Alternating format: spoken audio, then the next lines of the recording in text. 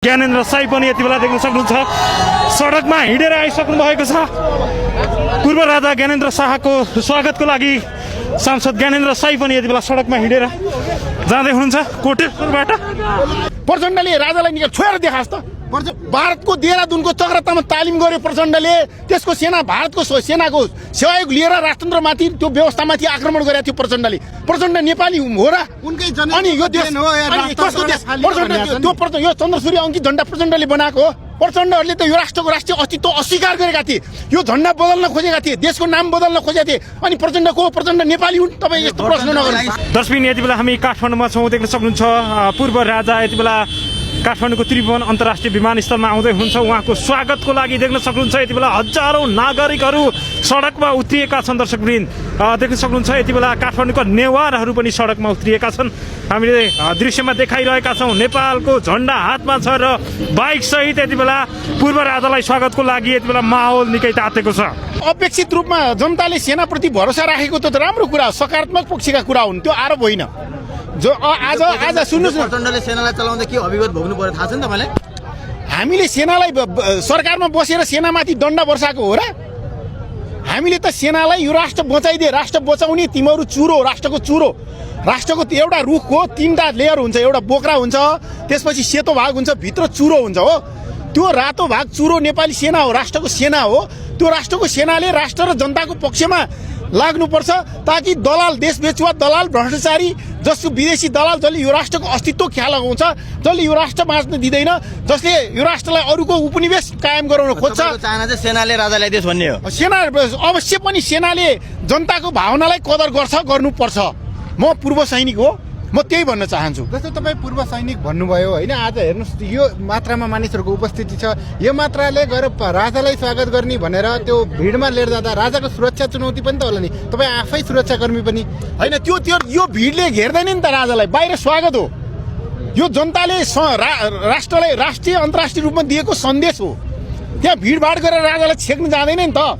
राजाको दायाँ बायाँ भएको सुरक्षाकर्मीहरू त आफ्नै ढङ्गले राजालाई सुरक्षित उनीहरूको मापदण्ड अनुसार सुरक्षा दिइहाल्छ नि, त्यसमा के भयो कुरो। जस्तो राजा पर्दैन बाहिर जाने, मठ मन्दिरहरू घुम्ने गरेर आउँदै गर्नुहुन्थ्यो, तपाईँहरूले त्यति बेलामा चाहिँ केही पनि गर्नु भएन। आज यो विशेष चाहिँ किन यो बेला आयो? यो धेरै ढिला हुँदैछ नि त। मठ मन्दिर घुम्ने राजाले पनि छोडिदिया हो नि त।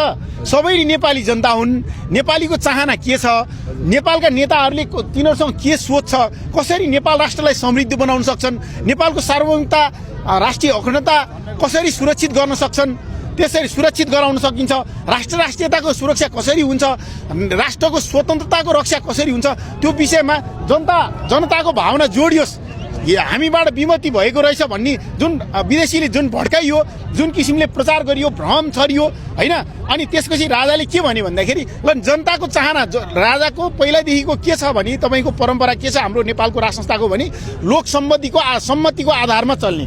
राजा लोकसम्मतिको आधारमा चलेर जनताको चाहनालाई कदर गरेर माओवादी पनि मेरै जनता, एमाले पनि मेरै जनता, काङ्ग्रेस पनि मेरै जनता, के वादी, क्षेत्रीयतावादी, राप्रपा सबै मेरै जनता भनेर राजाले सबैलाई सम्मान राजाको छोरा राजा भइदिनु पर्ने आरोप त्यही छ। किन अनि कसलाई चाहिँ बनाउने त? अन्तर्राष्ट्रिय परम्परा के छ? यो देशको राजाको छोरा राजा हुने त लिगेसी त्यो के एउटा के छ भने राष्ट्र निर्माणको जमाना छ भन्छ नि होइन। जो सक्षम छ, इमानदार छ, उसलाई बनाउनु पर्यो भन्ने कुरा उठ्छ नि होइन। राष्ट्रको छोरा राष्ट्रपति बनाउनु पर्यो भन्ने कुरा उठ्छ। यो राष्ट्रको निर्माणको सँग जगमा टेक्ने हो। यो राष्ट्र निर्माताको सन्ततिलाई राजा बनाउने परम्परा हो होइन। तपाईँको यो देशमा यो राजनीतिक चपेटामा रहेको मुलुकमा राज संस्था भएन भने हामी मात्र होइन, छिमेकी दुईटा मुलुकको पनि 10 वर्षपछि हेर्नुहोस् संस्था हो। त्यो संस्था त्यही त व्यक्ति हो भनेर हामीले भनेर त्यो त्यस कारणले संस्था भनेर संस्था कसलाई बनाइयो त भन्दा राष्ट्र निर्माणको जगमा टेक्यो। राजा महेन्द्रले जसरी यो राष्ट्रको जग बसाले, पृथ्वीनारायणले एकीकरण गरेर राष्ट्रको पहिचान दिए, त्यो पृथ्वीनारायण बडमाराधिराज शाहले नै सेनाको चाहिँ स्थापना गरिदिएका हुन्। राजा महेन्द्रले प्रहरीको स्थापना गरिदिएका हुन्, अदालतको स्थापना गरिदिएको हुन् होइन। जनतालाई चाहिँ लाल पूजा हातमा पाउने राजा महेन्द्रले व्यवस्था गरेका हुन् होइन। यी अहिलेका जति पनि एउटा राज्यको सुन्नु न, एउटा नेपाल राष्ट्रको राष्ट्र हुनको पछाडि, एउटा राष्ट्र हुनको पछाडि त्यसका सबै संरचना निर्माण गर्ने त राज संस्थाहरू थिए नि त। त्यो राज संस्था नभइदिएको भए यो देश त आज कहाँ पश्चिम बङ्गालको मातहतमा रहेर हामी आज जसरी अहिले गोर्खाल्यान्ड मागेर नेपालको भाषाको अधिकार मागिरहेछन् आज हामी त्यही हालतमा हुन्थ्यौँ नि त। नेताहरूको प्रतिक्रिया हेर्नुभएको छ भने खासै तपाईँहरूलाई चाहिँ सिरियसली नलिएको देखिन्छ क्या राजावादीहरूलाई। होइन किन उनीहरू त अब बङ्गलादेशमा जस्तो भोलि सेनाले सुरक्षा दिएन भने प्रहरीले सुरक्षा दिएन भने हेलिकप्टरको पुच्छरमा झुन्डिएर भागिदिन आउँछ। राजनीतिक दल बिना यो राज संस्था आउन सम्भव छ नेपालमा? किन राजनीतिक दल भन्नाले केपी ओली शेरबहादुर देउवा प्रचण्ड नै मात्र हुन् र? त्यहाँ तेस्रो पुस्ताका युवाहरू छैनन्? रवि लामिछाने पनि खुलेर बोलेका छन्, बालेन शाहको पनि प्रतिक्रिया केही सुनिँदैन राजावादीलाई लिएर। होइन अहिले जो प्रतिक्रिया जनाइहाल्नु पनि रविलाई त मुद्दा छ, उनलाई चाहिँ नि बोल्यो भने फेरि अर्को उ गर्दैछन् उनीहरूले होइन। रवि नबोलेको कारण हुनसक्छ। रविका केही मान्छेले तोसीमा कार्कीहरूले भनिसके, डाक्टर तोसीमाहरूले भनिसके कि हामी जनताको भावनालाई कदर गर्छौँ भनेर भनिसके। जनताको भावना हेर्नुहोस् न, अहिले देख्नुहोस् न, अहिले देशव्यापी रूपमा अहिले सामाजिक सञ्जालमा हेर्नुहोस्, हिजो वीरगञ्जको अवस्था हेर्नुहोस्, हिजो नवलपरासीको बर्दाघाटमा हेर्नुहोस्, अस्तिको दिन जनकपुरमा हेर्नुहोस् होइन। अनि त्यसपछि अस्ति हामीले अहिले ठाउँ ठाउँमा हेर्नुहोस् न जनताको आवाज के छ। सामाजिक सञ्जाललाई हेर्नुहोस्, अहिलेको यो डिजिटल युगमा हेर्नुहोस् जनताको अत्याधिक मात्रामा चाहना, बाहिर ननिक्ले पनि जनताले। प्रचण्डको एउटा अभिव्यक्ति के आछ नि, राजालाई चाहिँ हामीले सम्मान रूपमा राख्न बस्न दिइरहेछौँ, यस्तै जुर्मुराउन थाल्यो भने अब ठेगान लाउनुपर्छ भन्ने आशयको अभिव्यक्ति प्रचण्डको घरको त्यहाँ हो नेपाल। सुन्नु न, प्रचण्डको बाउले निर्माण गरेको देश नेपाल हो। प्रचण्डलाई भोलि हामी यो देशबाट लखेट्न सक्छौँ। प्रचण्डले राजालाई निकाल छोएर देखास् त।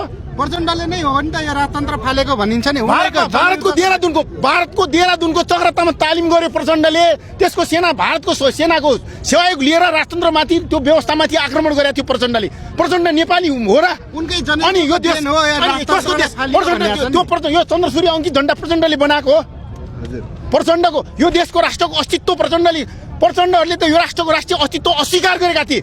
यो झन्डा बदल्न खोजेका थिए, देशको नाम बदल्न खोजेका थिए। अनि प्रचण्ड नेपाली हुन्? तपाईँ यस्तो प्रश्न नगर्नु। 17,000ले ज्यान गुमाइने होइन र? बाबुराम भट्टराईले राजालाई जेल कोच्छ।